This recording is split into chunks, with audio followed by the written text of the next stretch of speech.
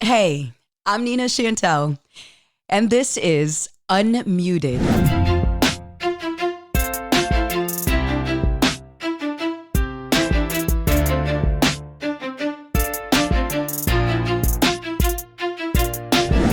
So let's talk.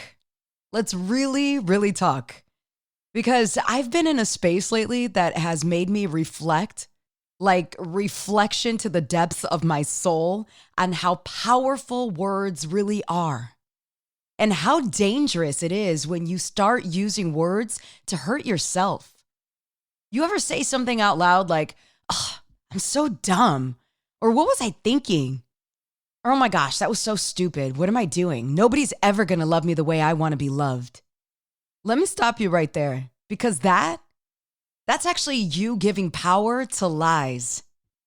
I'm telling you this from experience, not as some motivational quote and not from a book, but from a time in my life where I let someone else's actions actually convince me that I wasn't good enough.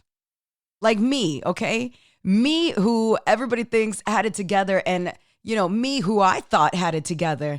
I let someone else's actions convince me that I wasn't good enough in a time in my life, that I wasn't pretty enough, not worthy enough, not enough in general. Like reflecting on that and just remembering at that time, it hurts because I remember how it broke me. Like I was in this relationship with someone who just kept choosing other people over me, and not in little ways. And I mean, extremely obvious, painful, sharp ways. And every single time that they did it, a part of me just continued to get smaller. I'm telling you, I was reflecting this week, y'all, because I really loved this person fully, wholeheartedly. You know how that feels when you love somebody? Have you ever loved somebody so much where you just feel it in your heart and your soul, in the pit of your stomach when something hurts, it's not right? It pains you. I wasn't dating around. I wasn't even entertaining other people. My eyes and my heart were on them, solely on them. But theirs weren't on me. And when someone you love constantly chooses other people, whether it's emotionally, physically, or just attention-wise, you start to ask yourself, what's wrong with me? Like, what's wrong with me? Was I not enough? Why wasn't I enough?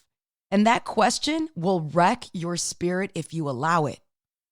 I remember being in a complete funk, like not eating, not going out, not wanting to make friends, not wanting to talk to friends, not returning phone calls, just sitting in the pit of a feeling like I had nothing left to give. And I was not willing to be social, not really caring about work, or just, you ever watch TV and you stare at the television and you're totally into what you're watching, but then you realize you had to rewind like for about at least 5 minutes because you have no idea, it didn't register. You were just staring at the TV.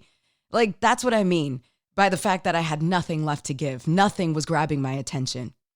My friends, they would talk to me until they were blue in the face. Good friends. Telling me that I was beautiful. Girl, you're so beautiful. What are you even talking about? Don't even let that bother you, girl. You know you're worthy. You know how many people would love to be with you? And think about how successful you are, girl. You're smart. You're strong. You're the strongest woman I know. You're the one who's the strong one in your family and the one that's the strong one for us to come to. We're worried about you.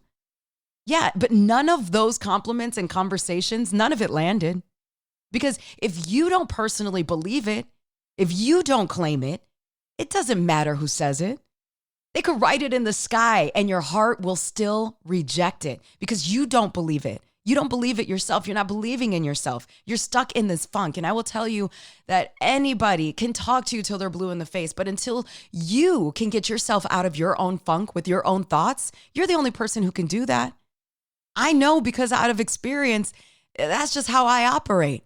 Once you lose me in some feelings, I'm really upset, I'm going through a thing, I do not become extra social with people. I kind of like stick to my own bubble and I have to get out of my own funk and work on it by myself. And that's really dangerous when you think about it. In your own life, if you're going through something, and no matter what it is, don't let it eat at you to the point that you're like seriously believing that this is it. It's not going to get any better.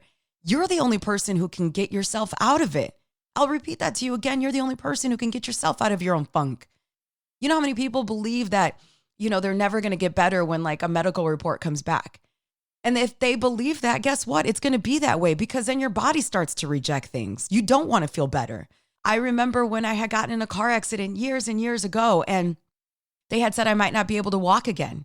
I had to learn how to walk again through physical therapy after this car accident way back in the day. Had I believed in the fact that what they said with the medical report might not be able to walk again, that made me want to try to do so. Everything in my power, I wanted to walk. I was like, I'm not going to live like that. That was me not knowing what it was to be in a complete funk, or it's something snapped in me that was like, oh, that's not going to be me. I'm going to learn how to walk again. And my point is, if I wanted to believe it, who knows if I would be able to walk? But I was so determined. Think about that when you're down on yourself. Think about how you lose any determination or inspiration in your own life because you will not get yourself out of that own funk. I had to be the one to say it. I had to be the one to change the narrative, to speak life back into myself. Because here's the thing, words are powerful. They really are. You're literally speaking things into existence when you talk about yourself. And I say that about anything. Like, I hate when somebody says something negative about, say you're driving and somebody says something negative about, oh my gosh, imagine if we were in a car accident. Why would you want to hear that? Don't speak things into an existence like that. Words are powerful. So if you're like me and you believe that you can speak things into existence and do it to your own advantage, like, oh, I'm going to speak it. I'm going to say I'm going to get that job. I'm going to say I'm going to get, that pay raise. I'm going to say I'm going to go on that vacation, whatever it is. Well, think about how powerful those words are when you're literally speaking things into existence when you talk about yourself. So when I started catching myself saying stuff like, I'm not enough, or I'll never find love again, or I'm never going to be good enough for him. That always reminds me when I watch Legally Blonde, which is absolutely one of my favorite movies, by the way. The part, do you remember, because I can quote that whole film, but do you remember when Elle Woods looked at him and was like, I'm never going to be good enough for you, am I? And that's when her light bulb went on and she went straight to that bookstore and got laptops and books and was like, I'm going to do this. That's how I always felt with him, is I'm never going to be good enough for him, am I? I would never let a stranger say things like that to me. Why am I saying them to myself? Would I let someone talk to my best friend like this? Hell no. Why would I say it to myself then? And slowly through time and healing and intentional self-talk, I started to come back to myself. Not through a rebound, which is so unhealthy, by the way. I know people say the quicker you get yourself under someone else is the quicker that you're going to get yourself over someone else. No, I don't believe in that. Not at all. That's not healthy. And not through someone else's approval, but through yourself. So through me, through self-love, through being able to heal on my own, looking in the mirror and seeing the girl that I used to love, that's what made me stronger. The woman in the mirror that I used to love, the one who danced for no reason, the one who knew confidently that her smile could light up a room, the one who stopped needing someone else's eyes to validate her own beauty. Because beauty isn't something that you earn when somebody finally sees it. It's something that you own because it's already inside of you. And I know some of y'all listening have been through the same thing. Don't lie. You've looked at that person that picked over you in any which way and thought, really? With her? With him? Really? And somehow you made that mean that you were less than, that you weren't pretty enough, or skinny enough, or tall enough, or soft enough. That can go on and on. Let me tell you something. Them choosing someone else had nothing to do with your worth. It had everything to do with their readiness to receive your kind of love, your depth, your light. So if they couldn't hold it, that's on them, not you. And for anyone who's ever responded to heartbreak by giving their body away because you think that that's the only thing that's going to validate that you are good enough, trying to chase back a sense of worth, no, don't do it. I see you. But please hear me when I say you will never feel whole when your wholeness depends on how someone else sees you. You have to see yourself and remember who the hell you are. That's what I did. The real healing doesn't come from attention. It comes from alignment, from being so in love with yourself again that anything less than feels foreign. You've got to demand respect. You've got to know who you are, give yourself the reminder of who the F you are, and remind yourself, hell no, I don't deserve that. I deserve better. And put your foot down. So if you're in that heartbreak season, let this be your reminder. Time will help, but so will truth. The truth that you are already worthy, already beautiful, already whole. Even when they couldn't see it, even when you forgot it. You don't need their eyes to see your worth. You just need your own. And let me tell you, when I figured that out, I came back so much stronger. And I do believe that these things happen for a reason.